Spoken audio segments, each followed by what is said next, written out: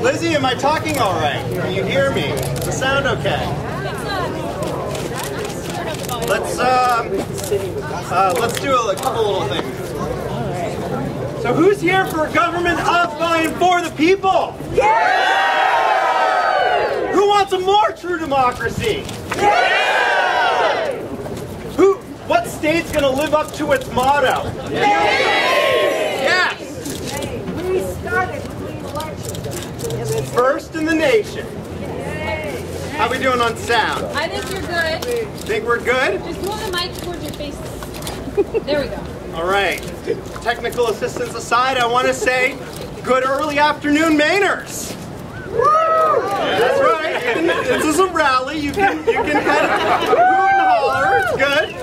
Are you ready for a more true democracy, Maine? Yeah! All right, excellent. Thank you so much, everyone, for being here today. It is a great honor to be here to kick off the Yes on Question 1 campaign. My name is Andrew Bossie. I'm the Executive Director of Maine Citizens for Clean Elections, and I'm the President of Mainers for Accountable Elections. Mainers for Accountable Elections is a coalition of organizations and individuals that have come together to lead the vote in favor of Question 1 on this November's ballot, so we can have a government of, by, and for the people. This referendum is about reforming our elections so we can have a government accountable to us, Maine people, and a government that's less reliant on special interest money to do its work.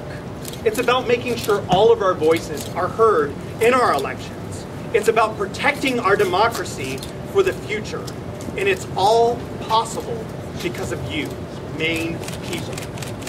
We're here today to kick off this historic and landmark referendum because more than 1,000 Maine people committed to shining a light on big money in politics, to strengthening our campaign finance limits, and increasing transparency and accountability in our political system. All of those people have come together and volunteered their time and resources to collect more than 80,000 signatures from Maine people to put this on the ballot. Make no doubt about it, when the Supreme Court and the Maine legislature opened the floodgates to special interest money, us Mainers didn't raise a white flag. Instead, we didn't want to watch our democracy fade into the abyss of dark money. Instead, we fought back. We talked to Maine people about what we want our government to be, accountable to us, and we took action into our own hands. This campaign is truly a citizen-led effort. To all of those Mainers who have pitched in to make this possible and to get us to this point today, thank you. As I said before, this is an effort of, by, and for Maine people. So far, we have over 30 organizations from across all of Maine and thousands of supporters and volunteers that have stepped up, endorsed this campaign, and joined our broad grassroots coalition in support of this referendum. Who are we? We're pipe fitters and t-shirts. We're small business owners and environmentalists. We're from Southern Maine, Northern Maine, Central Maine, Western Maine, and down East Maine. We're of all ages. We're of all ages. We're of different backgrounds, of different economic means, and of different ideologies. We're Mainers. And we're from all walks of life here today because we want a government that works for and is accountable to everyday people.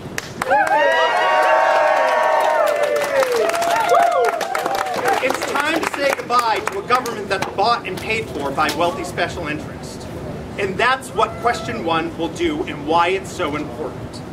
It's about putting control of elections back into the hands of everyday people. It's about all of us. And how will we do this? 3 ways. 1, Question 1 will first allow us to increase transparency and accountability by requiring big money groups to disclose their top donors on political ads and mail pieces. It's time for voters to know who's spending to influence our vote in our elections. Let that light shine!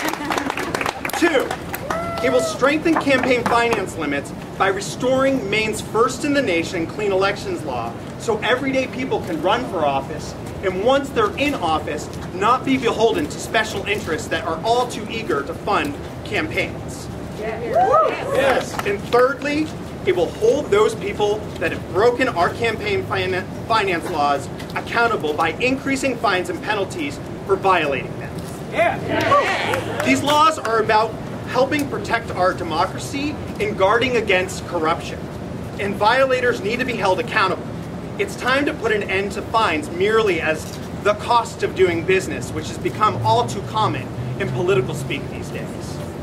And to pay for all of this, we direct the legislature to end one or more wasteful tax giveaways that has been not deemed that by me, but by the Office of Program Evaluation and Government Accountability. Tax expenditures that have no proven economic benefit to the people of Maine and that have been made possible by wealthy special interests making campaign contributions and hiring high-priced lobbyists to distort our government. Yes.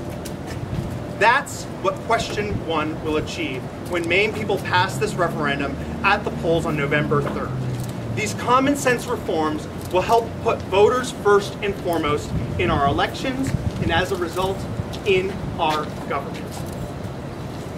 We have so many incredible people that have so many stories about why reducing the role of money in politics is important and why our voices, the voices of everyday people, need to be lifted up. We know firsthand why this referendum is important, and you're about to hear from some of these people right now.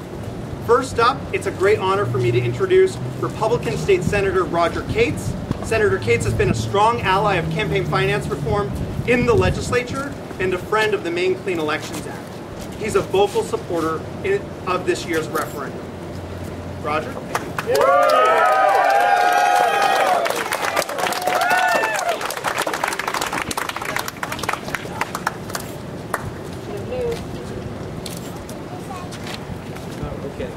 Good afternoon. So you're wondering, why am I here? Well, I'm here channeling my inner Ed Youngblood, who is standing over there. Senator Youngblood was one of the founding fathers of Maine's clean elections law, and a staunch defender ever since. And if you are proud of Maine's clean election law, would you please join me in giving a big hand to him? Yeah. Woo!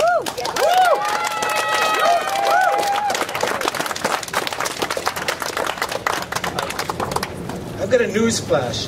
Politics in Maine, and of course across the country, is becoming more and more partisan and divisive.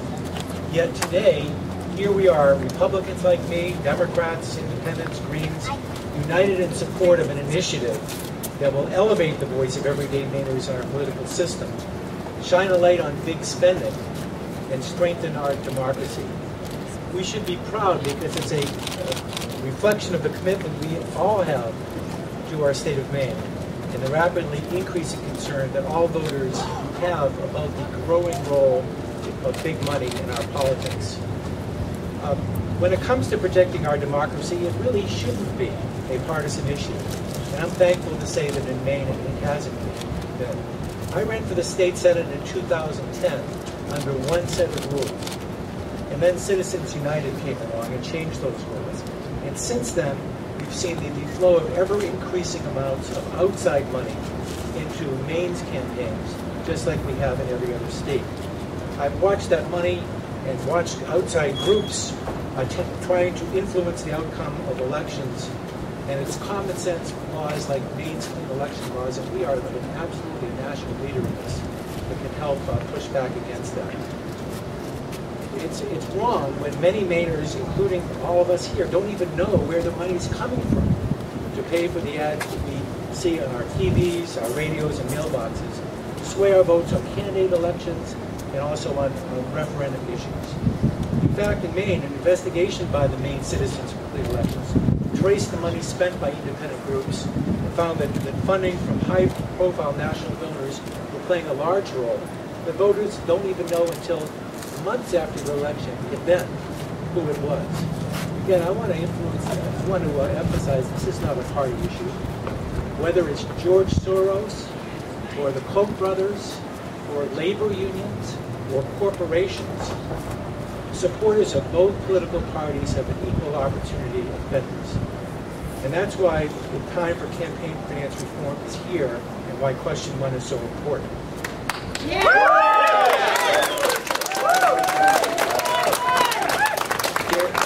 There are a lot of great parts to question 1. It will increase transparency and tell us where the special interest money is coming by requiring outside groups to list their top 3 funders on ads that they buy. If you've traveled across the country, you've seen this in other states, it makes incredible sense. If you see an ad sponsored by Citizens for a Better Maine, who the heck is that? And now we finally will know at least who the 3 major donors are. It will hold special interests and outside money accountable when they break our laws. For me, though, as an elected official, perhaps the most fundamental part of this referendum is it will strengthen our tough campaign finance limits by restoring our groundbreaking Clean Elections Act that has been severely eroded. First of all, let me emphasize that there is nothing wrong, there's absolutely nothing wrong with candidates running privately financed campaigns. Many of my colleagues do it, and they are among the most ethical people in the legislature. But for many, those who may not have the means themselves or have access to big contributors, clean elections is their only path to get elected to the legislature. And we've seen how well that has worked out. Our legislature, even today, is more representative of the people we serve than I think almost any legislature in the country. In fact, I think one organization said we have the most blue-collar legislature in the nation. So we deserve that. And by reforming our campaign finance system and increasing transparency and accountability in the process, we can put the power of elections where it is really supposed to be, in the hands of the voters. So I hope that Mainers will join me and the thousands of volunteers. Isn't that incredible? The thousands of volunteers and voters throughout the state, Republicans, Democrats, Independents, Greens, people of all stripes, in supporting question 1 on this ballot. We must take back control of our elections, and we have a chance to do it this November. Thank you very much.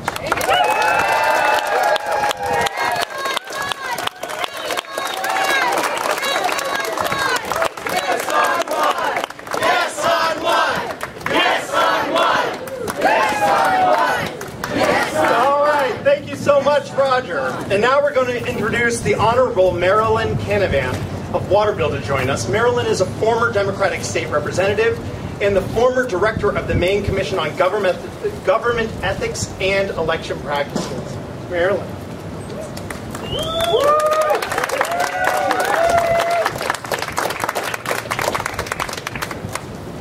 Well, thank you so much, Andy. And thank you for all you do to support the elections. And good afternoon, fellow Mainers. You know, it's incredible to see how far we've come, but daunting to see how far we still need to go when it comes to the important issue of increasing accountability and transparency in our elections and restoring the vote of the people in our democracy. Limiting the influence of big money in politics has been a long-time passion of mine. As Andy said, I served as director of Maine's Commission on Government Ethics for 10 years and helped to write Maine's Clean Election Act back in 1995. And like Senator Katz, I ran as a clean election candidate each time I campaigned for public office. So I'm especially proud to be standing here today with so many of my fellow Mainers in support of question 1.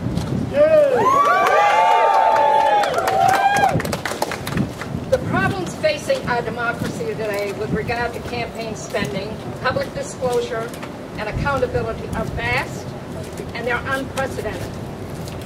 As the former director of the agency that administers Maine's governmental ethics and campaign finance laws, I never could have imagined a time when such enormous amounts of money would be spent to influence elections on both the state and federal levels, often with little or no disclosure being required.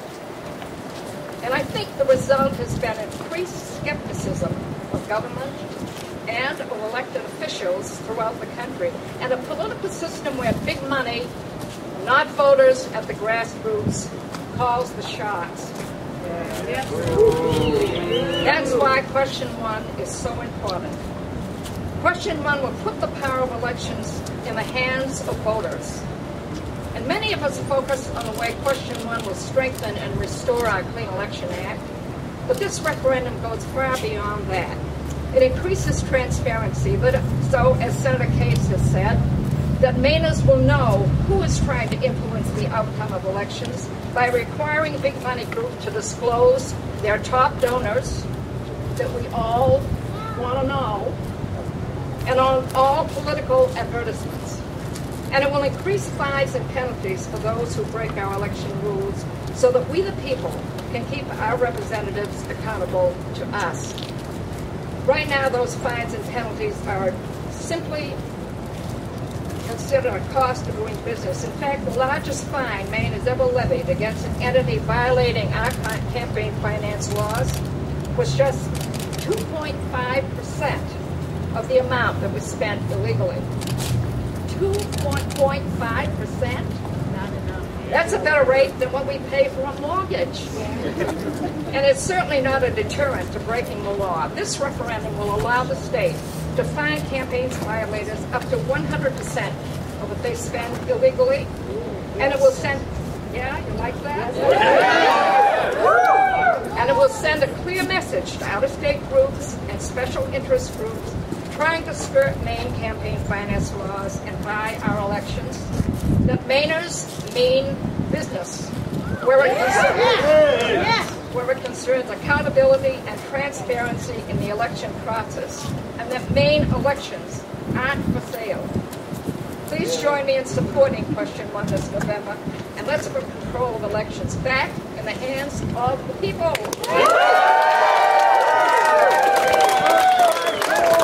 Thank you so much, Marilyn, for all of your work, past and today. The next person I want to introduce has also helped put this question to Maine people by collecting signatures. Suzanne Kelly is a small business owner from Bangor, Maine. She was one of the first people to support this organization with her husband, Bob, a few years ago, and we are honored to have her speak here today. Suzanne.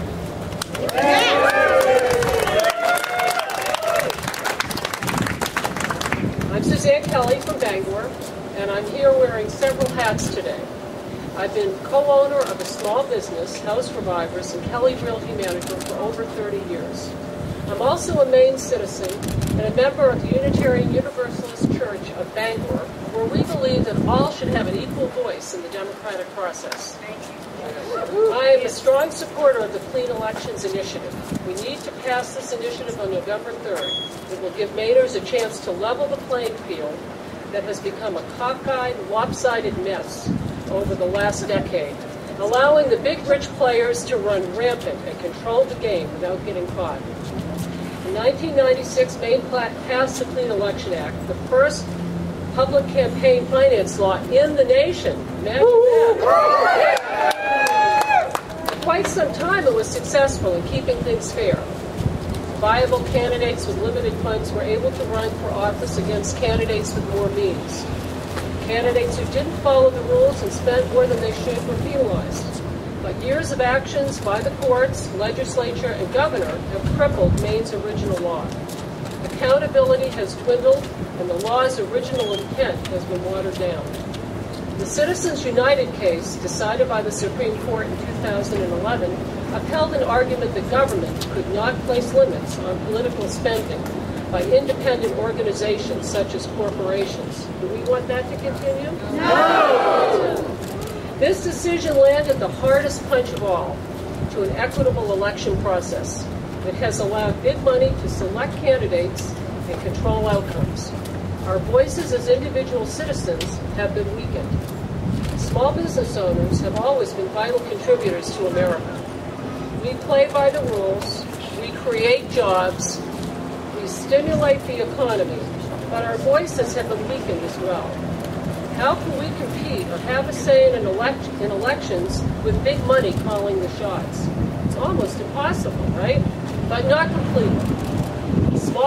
None of us here are asking for special favors, just a government that understands and responds to our needs.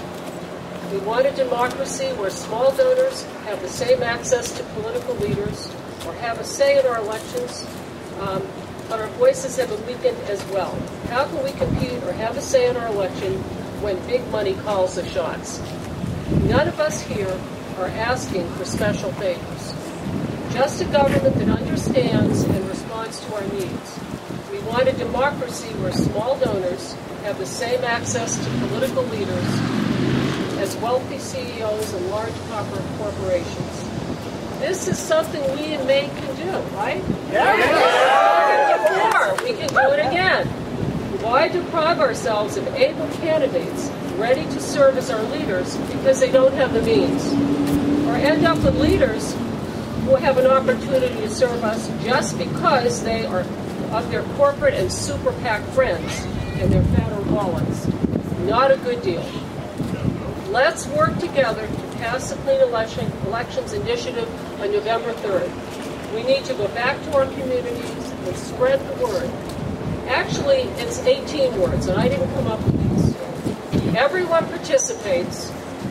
Everyone's voice is heard. Everybody knows. Everybody plays by common sense rules. Everyone is held accountable. Small businesses, everyday citizens, it is imperative that we work together to ensure that this initiative is passed. Let's get the referee back on the court, tighten up the rules so that all Mainers can get into the game. No elbows or shoves or big money allowed. What we want is transparency, accountability, and democracy. A government that is truly of, by, and for Maine people.